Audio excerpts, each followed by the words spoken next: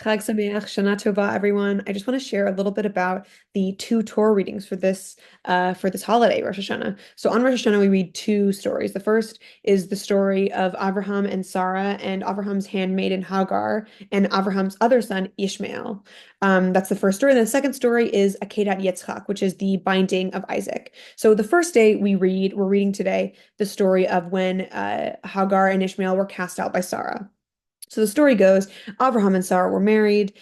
Sarah was barren until a very, very old age. She finally had her son Yitzchak when she was 90, and Abraham was 99.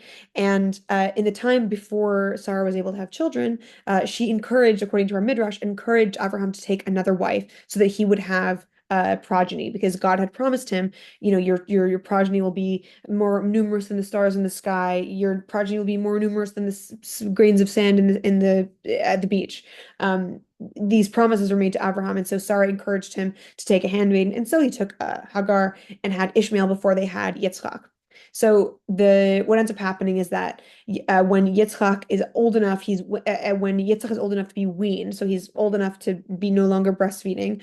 Sarah sees him playing with Ishmael, and she doesn't like the vibes, and so she tells Abraham, "Cast out Hagar and Ishmael." And Abraham doesn't put up a fight according to the Torah; he just does as he's told. And so Abraham takes Hagar and Ishmael, casts them out, and sends them away with some water and some food. But they're out in the desert. They run out of food and water, and Hagar puts Ishmael away because she doesn't want to see him die. She wants to be far away from him, if he is to die. And Hashem, God, hears their cries, hears Ishmael's crying, and comes in and saves them. And what's very interesting, I'm just going to share my screen and show you the part in the parsha that we read this. So, and God opened her eyes, and she saw a well of water, and she went and filled the pouch with water and gave the lad to drink. So then Ishmael and Hagar are able to drink. God was with the lad, and he grew, and he dwelt in the desert, and he became an archer. Okay, why is that important? As you may know, yesterday, over 400 missiles, rockets, were sent from Iran to Israel. Not a single one of them, thank God, killed a Jew. There was one Palestinian who was killed. But unbelievably, the three amazing defense systems that Israel has, the Iron Dome, David's Sling, and the other defense system, somehow deflected all of these. It's an unbelievable miracle that all of the rockets that did fall fell in the sea, in unpopulated areas, and in fields. Unbelievable. Israel's a tiny country. It is unthinkable. We can't even understand it, how unbelievably amazing it is. Thank God that this happened.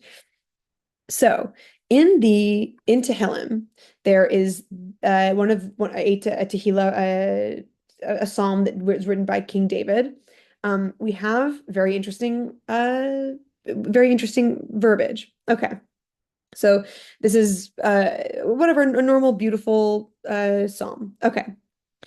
God will cover you, you will find refuge, you shall not fear the terror by night, or the arrow that flies by day. 1,000 arrows may fall at your left side, 10,000 at your right, but they shall not reach you. You will see it with your eyes. You will witness the punishment of the wicked. And as we know, Ishmael is the father of Islam. And Ishmael became an archer. What an interesting connection there. I literally just discovered it as I was looking at the Parsha. I'm honestly kind of blown away by that. We know that Ishmael is the father of Islam.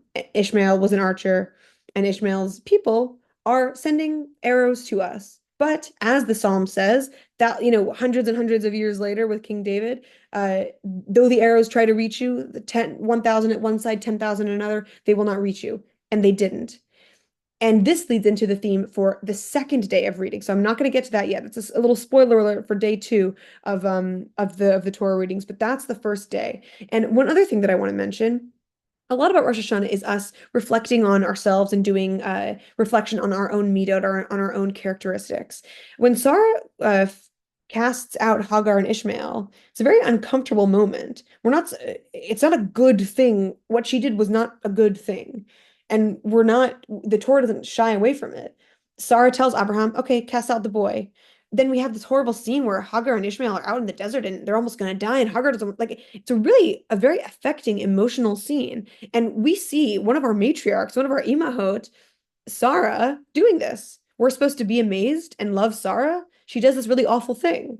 What does this show us? It shows us that the characters in the Torah were real people or are characterized as real people. And real people do things that aren't great. And yet Sarah still is Sarah Imenu. Sarah is still this matriarch that we admire and look to. So what does this tell us? That human beings aren't perfect. Even our imahot, even our matriarchs aren't perfect. And the fact that we read this story on Rosh Hashanah reminds us that as badly as we feel about ourselves, when we're Ashamnu, Bagadnu, reminding you, really just flagellating ourselves, that it's this imperfection that we were given by God. We were given the midot that we have, the characteristics of ourselves. And I think it's just powerful to be reminded that even Sarah Imenu had these flaws. So we'll talk more on these topics tomorrow, but Shana Tova, Chag Sameach, and God willing, you'll see a new installment tomorrow.